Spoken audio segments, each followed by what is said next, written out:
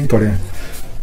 तो जैसे ऐसे समझ लो कि ये जो क्लास है, आज का क्लास, ये क्लास कुछ इस तरह इस नेचर का है कि मान लो आप कहीं जाते हो, किसी शहर में जाते हो या किसी स्थान में जाते हो, तो आप उस स्थान या शहर में सबसे पहले क्या देखते हो?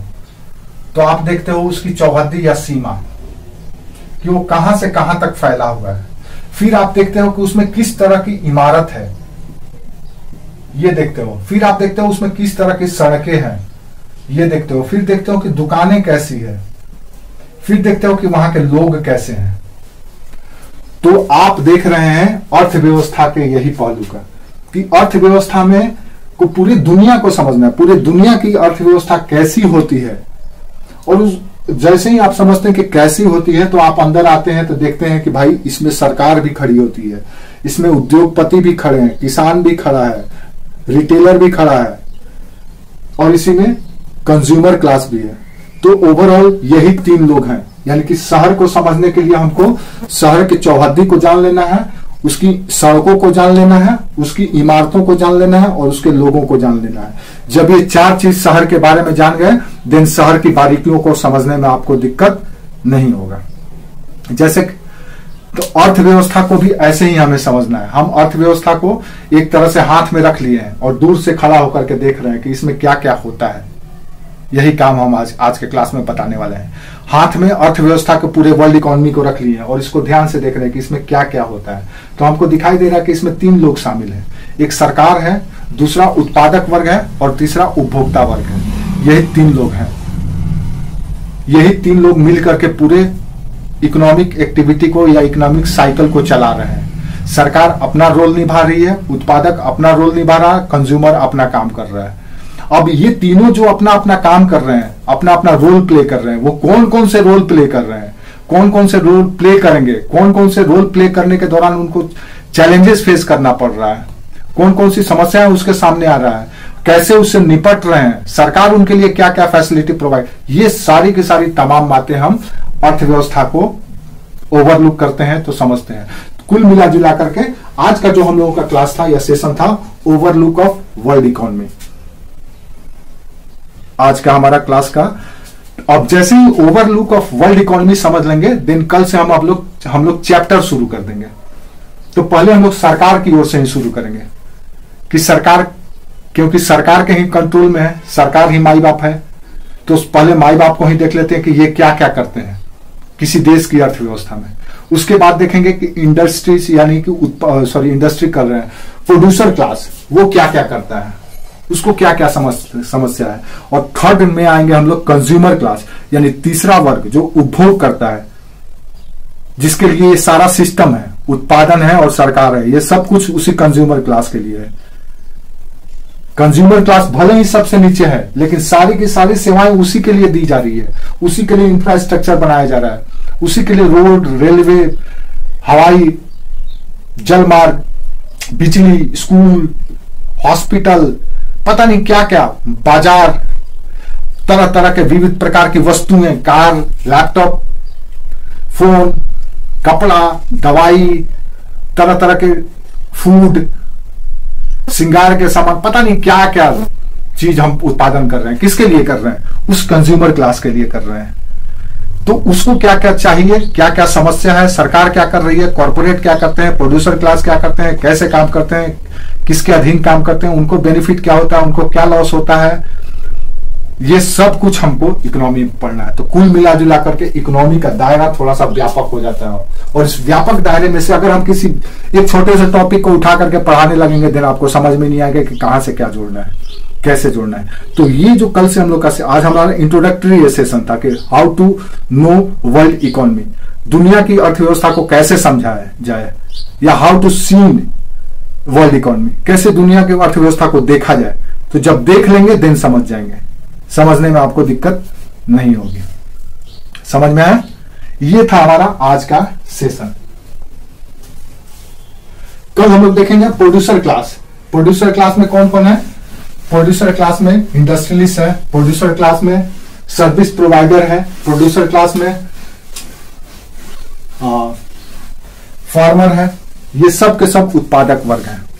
तो अगर हम उत्पादक वर्ग की बात करें या प्रोड्यूसर क्लास की,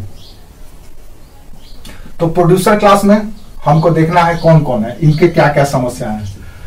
तो जो मान लो हम गवर्नमेंट से ही शुरू करते हैं, गवर्नमेंट भी प्रोड्यूसर क्लास है, आपको पता ही है। सरकार भी प्रोड्यूसर है, ये भी प्रोड्यूस करती है through PSU, public sector unit के द्वारा, थ्रू कॉर्पोरेट या निगम के द्वारा। अब उसके बाद कौन है, सरकार के बाद उत्पादक, दूसरा उत्पादक वर्ग है इंडस्ट्रियलिस्ट या इंटरप्रेन्योर, उद्यमी, या इसको कह सकते हैं आप इंडस्ट्रियलिस्ट या कैपिटलिस्ट, पूंजीपति, इंडस्ट्रियलिस्ट, उद्योगपति, और कौन है उत्पादक वर्ग में, फार्मर, किसान। ये सब इनको भी देखना है हमें। तीसरा उत्पादक वर्ग कौन है, सर्विस प्रोवाइडर, जो से ये तो वस्तु का उत्पादन करता है। सर्विस प्रोवाइडर, सर्विस प्रोवाइडर कौन है, यहां भी कॉर्पोरेट है, उद्यमी है, यहां भी गवर्नमेंट है, सरकार है।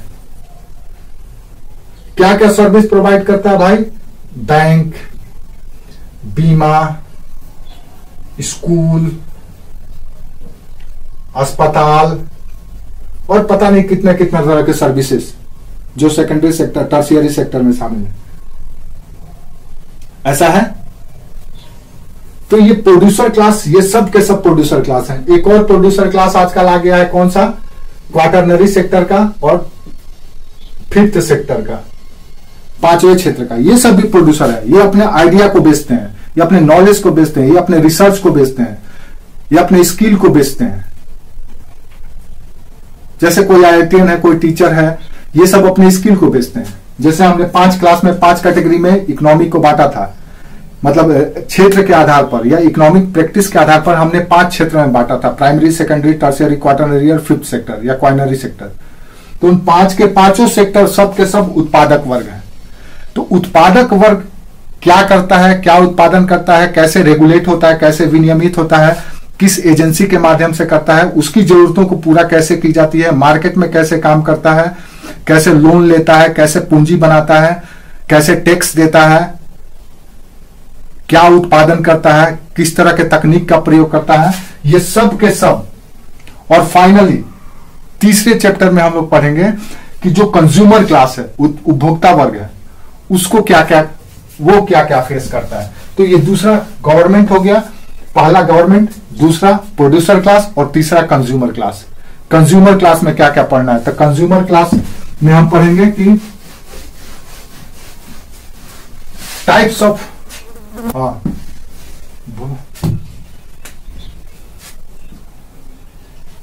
ये टाइम मत बोलो कब तक कवर हो जाएगा, आप ये बोलो कि आप टाइम कितना देते हो। ये सवाल बेबुनियाद सवाल है, कब तक कवर हो जाएगा। आप कितना पढ़ते हो बताओ मुझे, वो तो आपके ऊपर निर्भर करता है। कवर करने के लिए तो हम 15 दिन में कवर कर देंगे, आप कर लोगे। तो ये बच्चा वाला सवाल है कि कब तक कवर हो जाएगा, आप में कितना क्षमता है ये बताओ। मिनिमम टाइम कम से कम इकोनॉमिक कवर करने में 3 महीना लगेगा, 3 से 3.5 महीना। इससे ज्यादा भी लगेगा, कम नहीं लगेगा। यूपीएससी है, ध्यान में रखो। ये हलवा नहीं है कि 3 दिन में 4 दिन में पढ़ के चलेगा और हो जाएगा। इसको समझो, जब कम से कम मिनिमम कम से कम 4 मंथ लगेगा, कम से कम 4 महीना लगेगा। अगर आप लोग रेगुलर क्लास करेंगे, क्लास मिस नहीं करेंगे तो। यूपीएससी है, आप लोग अभी यूपीएससी पता है क्या है, समझ लो। देखो आप लोग, यही तो आप लोग को अभी समझ नहीं है, बच्चे हैं आप लोग, इस चीज को नहीं महसूस करते हैं। आप लोग को आप लोग को लगता है कि 1 साल में तुरंत गए, जाकर के तोड़ करके ले आए और घर में खा लिए। ऐसे नहीं होता है यूपीएससी बच्चा। देश का सबसे क्रीम जॉब है, क्रीम जॉब, इसके जैसा कोई जॉब नहीं है। आपको क्या लगता है हलवा है, आसानी से मिल जाएगा, आसानी से मिल जाएगा। ये प्रतिष्ठा है, आप जिले के मालिक बनने वाले हैं, एक जिला के मालिक। उस जिले में सरकार के जितने भी डिपार्टमेंट होंगे सबके बॉस आप ही होंगे। एक बैंक का कर्मचारी बनने के लिए आपको 1-2 साल मेहनत करना पड़ता है, और कितने घंटे पढ़ते हैं तब जाकर के बैंक के क्लर्क और पीओ बनते हैं, सिपाही बनते हैं, दरोगा बनते हैं। ये तो आईएएस बनने वाले हैं आप, पूरे डिपार्टमेंट का हेड। उस जिले में जो भी एक्टिविटी होगी, चाहे प्राइवेट एक्टिविटी हो या गवर्नमेंट का एक्टिविटी हो, सबका कंट्रोल आपके हाथ में होगा, सबका बागडोर। तो आप 3 महीना में इकोनॉमिक्स पढ़ करके आईएएस बन जाएंगे, 2 महीना में, 15 दिन में। वेट ही नहीं आएगा, डेप्थ नहीं आएगा आपका आंसर में, नॉलेज नहीं होगा देन यूपीएससी नहीं निकलेगा। तो ये सवाल अगर कोई पूछता है कि सर कितने दिन में कवर करा देंगे, सिलेबस तो हम 1 महीना में पढ़ा देंगे। जैसे कि हवाई जहाज पे बैठा करके आपको हम दिल्ली पहुंचा देंगे, लेकिन ये मत पूछेगा कि सर यूपी तो दिखा ही नहीं, बिहार तो दिखा ही नहीं।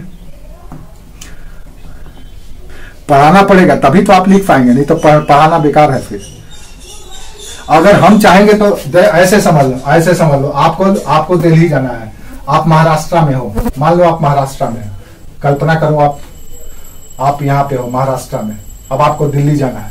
आपके पास 4 रास्ते हैं, एक रोड से भी जा सकते हैं, एक रेलवे से भी जा सकते हैं, एक जल मार्ग से भी जा सकते हैं, और एक एयर मार्ग से भी जा सकते हैं। अब सबसे शॉर्टकट में जाना हो तो एयर मार्ग पकड़ लिया, हवाई जहाज से दिल्ली से महाराष्ट्र आप 4 घंटे या 3 से 4 घंटे में पहुंच गया। अब आप ये मत पूछिएगा फिर जहाज में बैठ करके कि सर यूपी तो दिखा ही नहीं, सर एमपी तो दिखा ही नहीं, छत्तीसगढ़ तो दिखा ही नहीं, सर राजस्थान तो दिखा ही नहीं। कहां से दिखेगा, आपको तो ऊपर पहुंचा दिया गया। तो जो ये सवाल पूछता है कि सर कितने दिन में, 1 महीना में कंप्लीट करा देंगे, आपको हवाई जहाज पर बैठा करके लेकर के पहुंचा देंगे, वहां पे पहुंच जाना आप आराम से। फिर ये मत पूछना कि सर राजस्थान का जयपुर तो दिखा ही नहीं, हवा महल तो दिखा ही नहीं, कैसे आप दिल्ली पहुंचा दिए। आप पूछ दिया गया कि हवा महल कहां पे है, बताइए। आप महाराष्ट्र पहुंचने वाले थे, हम सीधे ले जाकर के मुंबई एयरपोर्ट शिवाजी टर्मिनल में उतार दिए एयरपोर्ट पर, और आप पूछ रहे हैं सर विदर्भ तो दिखा ही नहीं हमको, कहां से दिखेगा, हम तो ऊपर पहुंचाए। तो आपको जाना है, अगर सब देखना है तो आपको सड़क मार्ग से चलना पड़ेगा, नहीं तो रिस्की हो जाएगा। पहुंचाने के लिए तो हम हवाई जहाज से पहुंचा देंगे। जो बड़े बड़े कोचिंग संस्थान होते हैं वो क्या करते हैं, इसी से लड़के को पहुंचा देते हैं। बाद में लड़के को से सवाल जब सड़क मार्ग के बारे में पूछा जाता है तब बेचारा कुछ नहीं आता है, दिन दूसरे जगह फिर कोचिंग करता है, फिर अपने से पढ़ता है, फिर दोस्त से, फिर सीनियर से, पता नहीं क्या क्या करके बेचारा किसी तरह से कवर करता है। ठीक है, समझ में आया बात। तो आपके पास 4 ऑप्शन है, जिस मार्ग से चाहेंगे उस मार्ग से हम पहुंचा देंगे। लेकिन हमको समझना है, हमको ये देखना है कि आपके सेहत के लिए क्या अच्छा होगा, वही निर्णय हमें लेना है। इसीलिए हम एक एक चीज, छोटी छोटी बातें बताते हैं। अगर आप मेरी क्लास को आसानी से समझ लेते हैं, उसको लिख लेते हैं, आपको अभी अनुभव नहीं होगा, 1-2 महीना के बाद अनुभव होगा, जब आप क्लास थोड़ा कर लेंगे, थोड़ा पढ़ लेंगे, और अपने से भी पढ़ना है, सिर्फ मेरे भरोसे नहीं, जो हम पढ़ाएं उसको रिवाइज भी करना है और प्रैक्टिस भी करना है, तब सॉलिड होगा। यूपीएससी की तैयारी है, इसीलिए कहते हैं कि 2 साल आंख बंद करके सब कुछ भूल जाओ, सिर्फ तैयारी करो। ये मत सोचो कि रिजल्ट होगा नहीं होगा, पीटी में क्या होगा, मेंस में क्या होगा, ये कुछ नहीं सोचना। अभी आप तैयारी करो।